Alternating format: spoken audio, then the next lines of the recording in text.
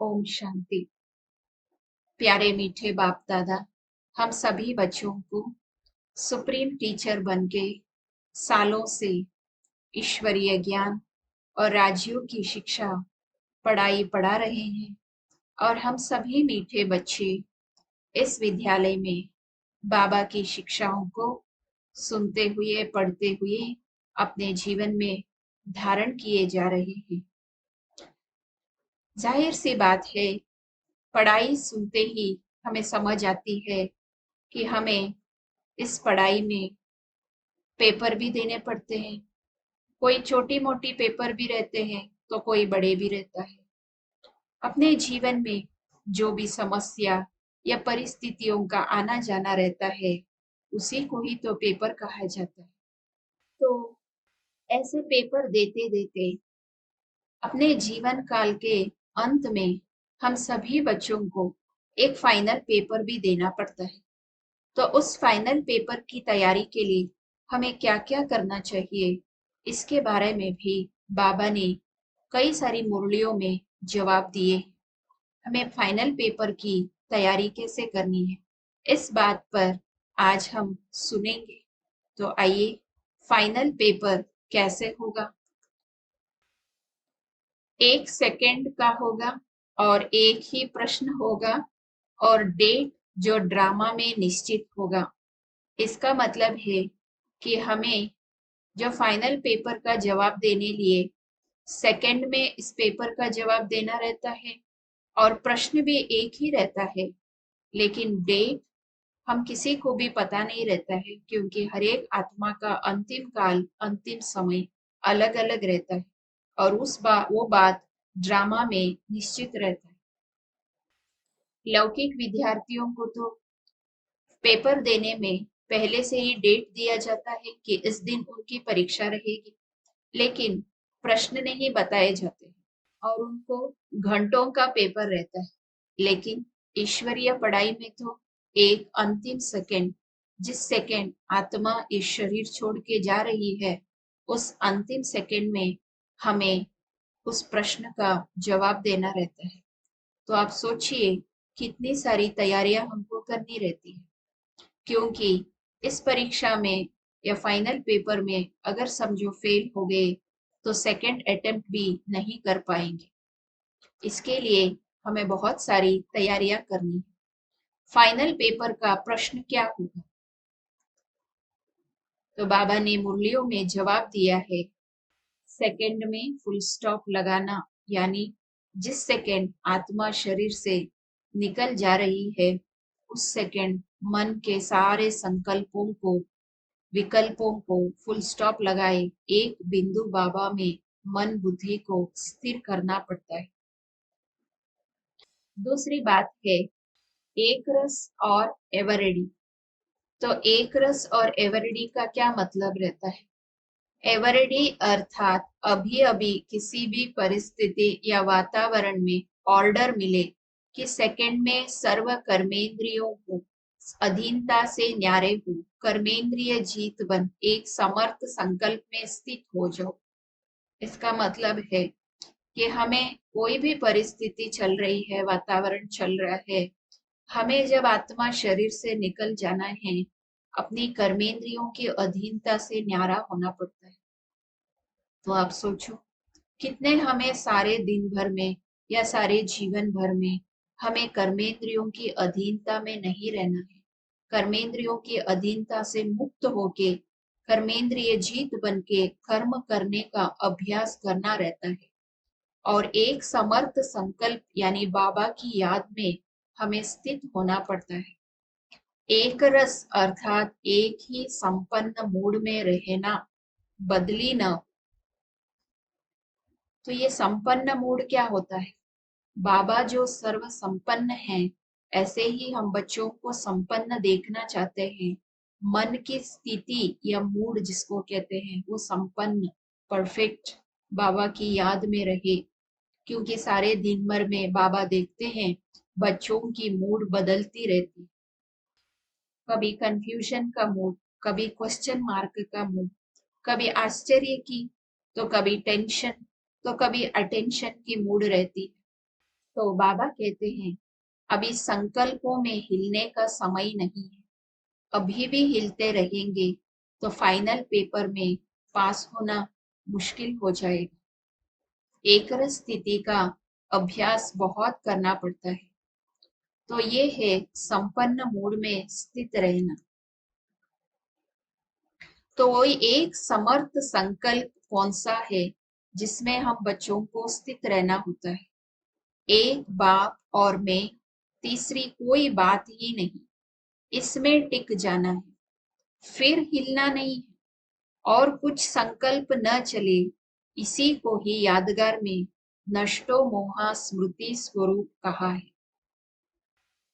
यानी अंतिम समय में हम आत्माओं को एक बाप की याद में मन बुद्धि को संपूर्ण रूप से स्थिर करना होता है और फिर दूसरे तीसरे संकल्प ही नहीं चलने हैं।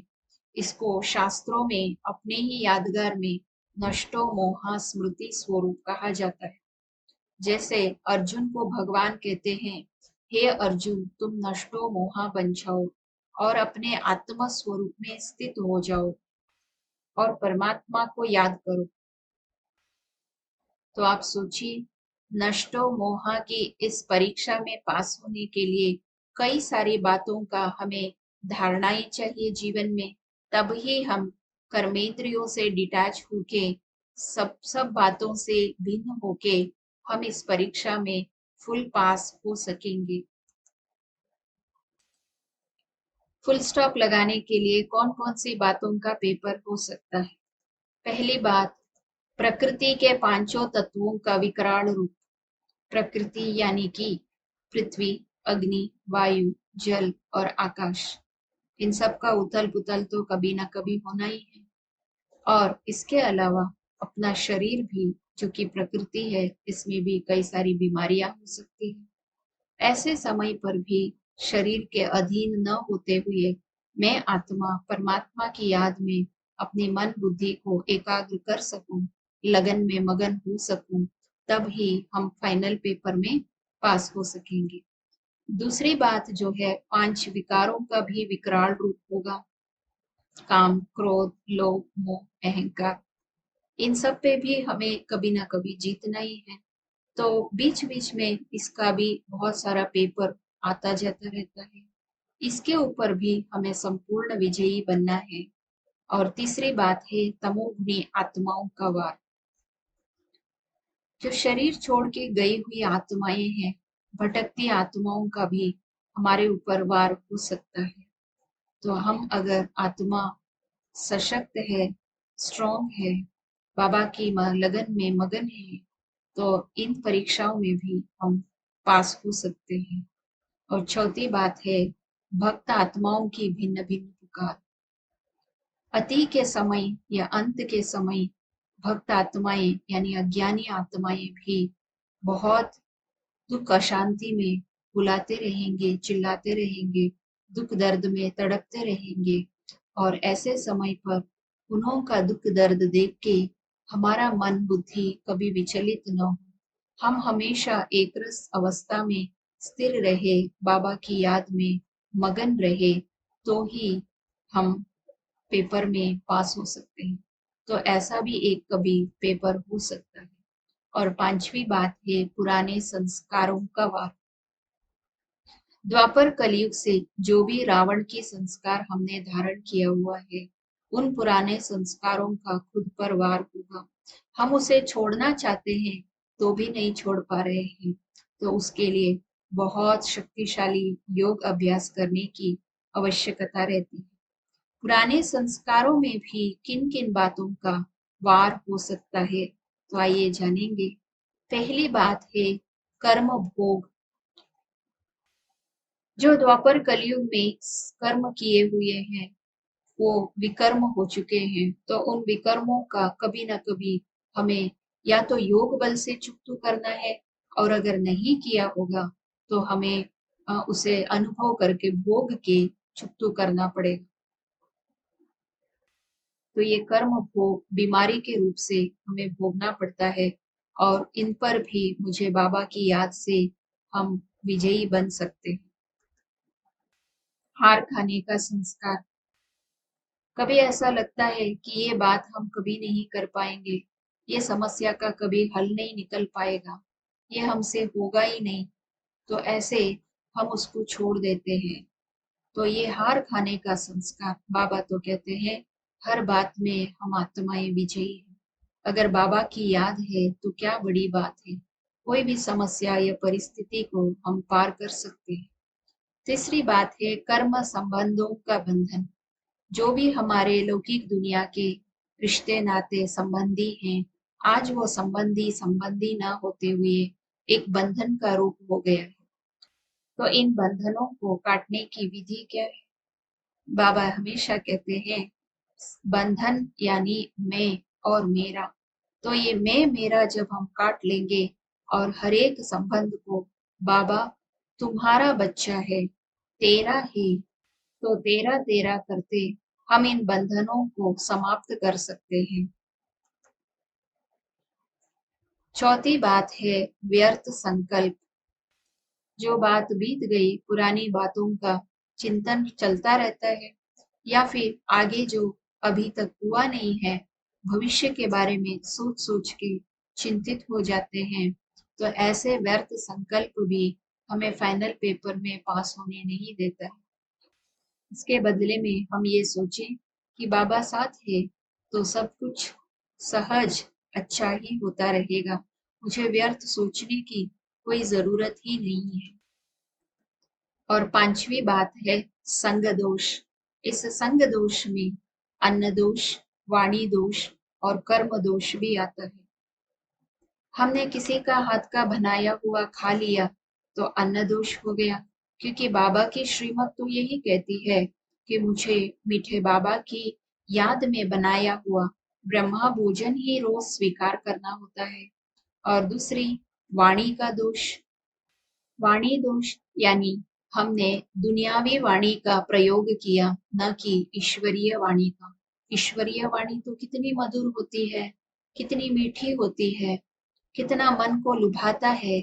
जैसे मीठे बाबा रोज हम बच्चों से बात करते हैं, वैसे हमारी वाणी होनी चाहिए। और तीसरा है कर्म दोष, यानी लौकिक दुनिया वालों के जैसे हम कर्म करते हैं तो ये कर्म दोष हो जाता है। बाबा ने हमें सही कर्म करना तो सिखाया है, जिस कर्म में सारे गुणों की धारणा, सारी शक्तियों की धारणा दिखाई पड़ती है, दिव्य गुण संस्कार दिखाई पड़ते हैं, ऐसे हमारे कर्म होने चाहिए जो दूसरों को हमारे कर्म से सुख शांति की अनुभूति। और छठा है आलस्य। आलस्य तो बहुत बड़ी बीमारी है जो द्वापर काल से हमारे अंदर पनप रही। तो आलस्य के वश हम कई सारे काम को पोस्टपोन करते रहते हैं। आज नहीं कल करेंगे, कल नहीं परसों करेंगे, नहीं तो अगले हफ्ते अगले महीने करेंगे। ऐसे कई सारे काम तो होते ही नहीं है। समझो अगर हमने पढ़ाई में भी आलस्य किया और आज की मुरली कल सुनी, या सुने ही नहीं, या फिर योग नहीं किया, आलस्य के कारण धारणाएं नहीं हुई, तो हम क्या फाइनल पेपर में पास हो पाएंगे? और सातवां है विस्मृत होना। विस्मृत होना यानी बातों को भूल जाना।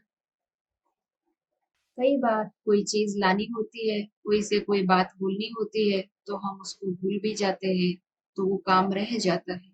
इसी तरह से मीठे बाबा की शिक्षाओं को अगर हम भूल गए तो क्या हम फाइनल पेपर में पास हो पाएंगे? तो ये सारे पुराने संस्कार जो हैं हमें कभी ना कभी हमारे ऊपर वार करते रहेंगे।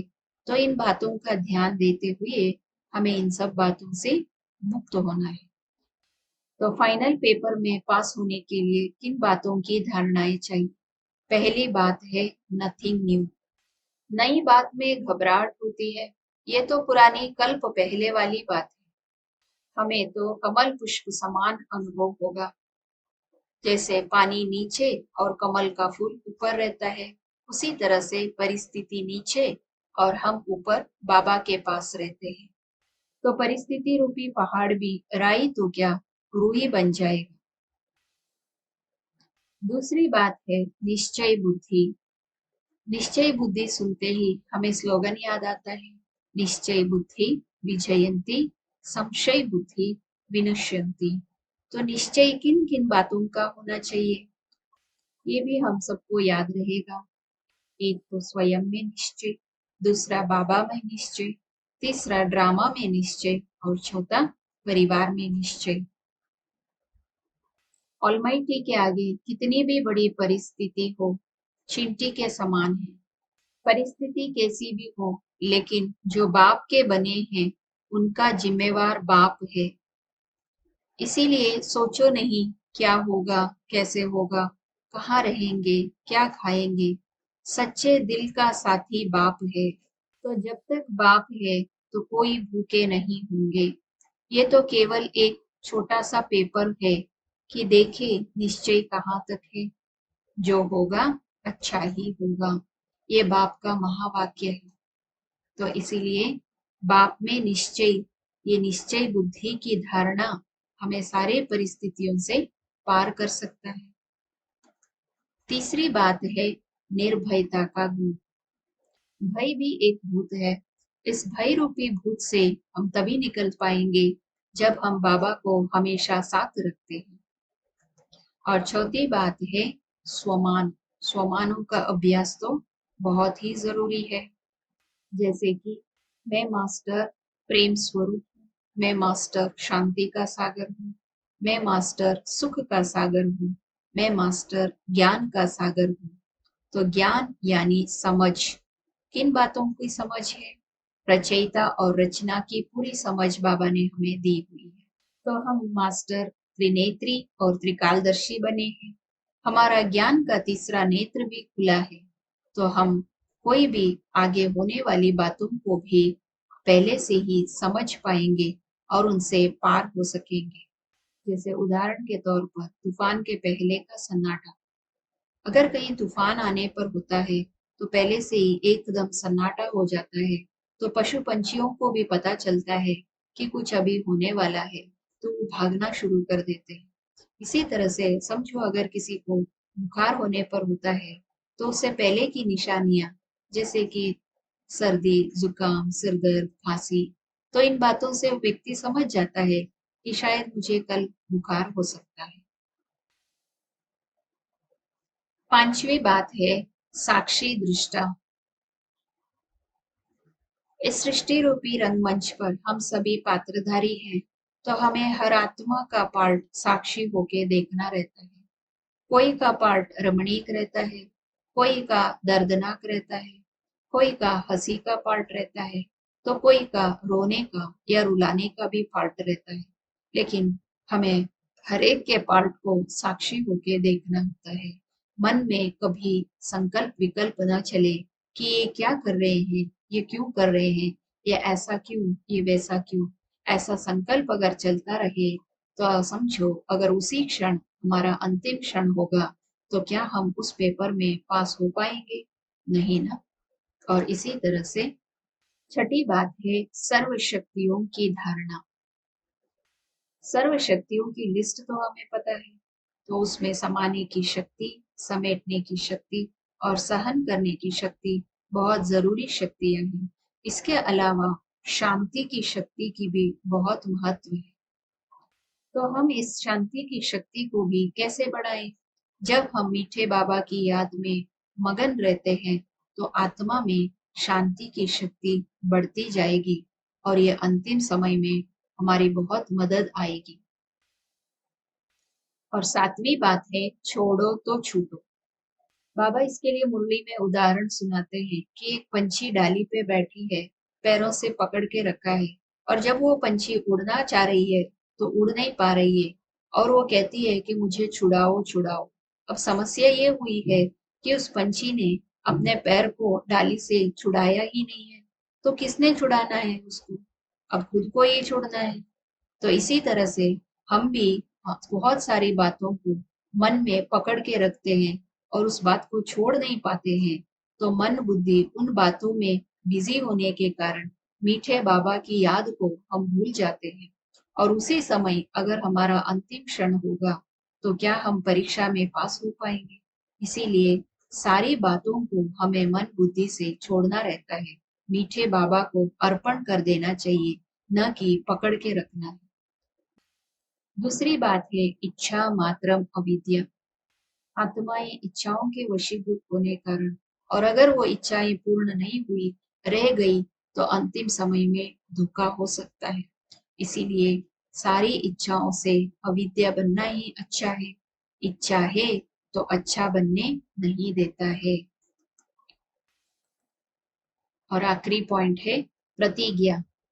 मीठे बाबा कहते हैं कोई भी हमारे में पुराने संस्कार या आदतें हैं, उसको मिटाने के लिए बाबा से प्रतिज्ञा करके उसको छोड़ना रहता है। जैसे भक्ति मार्ग में भी भक्त लोग व्रत नियमों का पालन करते हैं, क्योंकि वो समझते हैं कि इस बात को अगर छोड़ना है तो व्रत यानी प्रतिज्ञा। भगवान के सामने ये व्रत रखते हैं निर्जल रहने का या फिर उपवास का व्रत रखते हैं, तो वो सोचते हैं इस व्रत द्वारा आत्मा में शक्ति बढ़ती है और उन पुरानी आदतों से उनको छुटकारा मिल सकता है। तो हम भी निर्जल रहने की या उपवास करने की जरूरत नहीं है, लेकिन जिन बातों को हम छोड़ना चाहते हैं, उस बात का बाबा के सामने प्रतिज्ञा करके सदा काल के लिए दृढ़ संकल्प के द्वारा उस पर जीत पा सकते हैं। तो इन शक्तियों को हम कैसे बढ़ाएं, उसके लिए मीठे बाबा ने हमें ड्रिल भी सिखाया है। और वो ड्रिल है अभी अभी साकारी, अभी अभी आकारी और अभी अभी निराकारी। यानी 1 सेकंड में जैसे ही हम सोचे साकारी, तो आत्मा शरीर के अंदर हो यह अनुभव होना, और दूसरे सेकंड में जैसे सोचे आकारी, तो हम फरिश्ता स्वरूप की चमकीली ड्रेस के अंदर आत्मा हूँ ऐसे अनुभव करते रहना। और तीसरे सेकंड में अभी अभी निराकारी, यानी मैं आत्मा बिंदु परम धाम में बिंदु बाबा के सामने या बिंदु बाबा के साथ में स्थित हूँ। ये अभ्यास, ये सेकंड सेकंड अनुभव करते रहे। ये अभ्यास सारे दिन में कम से कम 12 बार करना बहुत ही जरूरी रहता है। ऐसे मीठे बाबा ने कई सारी मुरलियों में हमें सुनाया है। सुप्रीम टीचर किस विधि से मार्क्स देते हैं? तो पहली बात है सेकंड में फुल स्टॉप लगाए। जब भी कोई परिस्थिति या समस्या रूपी पेपर सामने आया, तो क्या बच्चों ने सेकंड में उस बात को फुल स्टॉप लगाए, मीठे बाबा की याद में स्थित रहे? या फिर कईयों को 2 दिन लगे, 4 दिन लगे, हफ्ता लगे, महीना लगे, फुल स्टॉप लगाने में बहुत समय चला गया, तो वहां भी हमारी मार्क्स जो है कम हो जाएगी। दूसरी बात है अंत तक सेवा का शौक रहा, क्योंकि अगर हम व्यर्थ संकल्पों विकल्पों में ही समय बिताते रहे, तो शुद्ध संकल्पों में रमण नहीं कर पाए, तो सेवा करना तो दूर की बात हो जाती है ना। इसीलिए बाबा देखते हैं अगर हमारा मन बाबा की याद में सदा मगन है, तो सेवा में भी सदा बिजी रह पाएंगे। तो सेवा का भी मार्क्स जो है अंतिम पेपर में ऐड हो जाता है। और तीसरी बात है आदि से अंत तक जो अवस्था चली आई है, उसमें कितना बारी फेल, पूरा पोतामेल अनाउंस होगा। जब से ज्ञान में आए हैं तब से लेकर अंतिम क्षण तक जितनी भी परीक्षाएं आई हैं, उसमें कितना बारी पास और फेल हुए हैं, ये भी पूरा पोतामेल बाबा चेक करेंगे। और चौथी बात है विजय प्राप्त की तो कितने समय में उसकी भी मार्क्स मिलेगी, यानी कितना समय लगा हमें कोई भी परिस्थिति से बाहर आने में और बाबा की याद में मगन होने में। भक्तों की भाषा है बड़े दिनों के बाद मिले हो प्रभु, गिन गिन के हिसाब लेंगे। तो वो कौन से ऐसे भक्त हैं जिन्होंने ऐसे बुलाए? हम ही तो वो भक्त है ना, जो द्वापर काल से बुलाते आए, पुकारते आए और बहुत सारी साधनाएं तपस्या भी की है। तो जबकि अब संगम युग पे भगवान हमें मिले हैं और सुप्रीम टीचर बन के हमें इतनी ऊंची शिक्षा पढ़ा रहे हैं, तो हमारा कर्तव्य नहीं बनता कि हम अच्छे से उस शिक्षाओं को धारण करें और अपने जीवन को श्रेष्ठ बनाएं, आने वाली सतयुगी दुनिया में उच्च पद देवत्व पद को प्राप्त कर ले। तो इसीलिए आइए ये सब बातों की धारणाएं करते हुए हम फाइनल पेपर में पूर्ण रूप से फुल पास होने के लिए तैयारी कर लें। अच्छा, ओम शांति।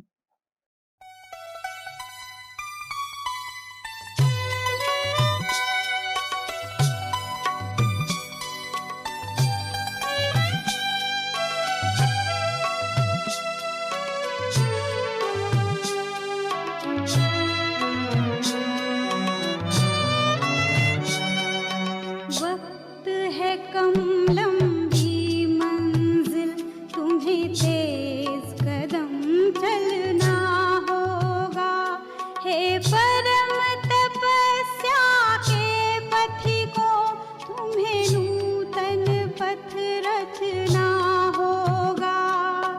वक्त है कम लंबी मंजिल, तुम्हें तेज कदम चलना होगा।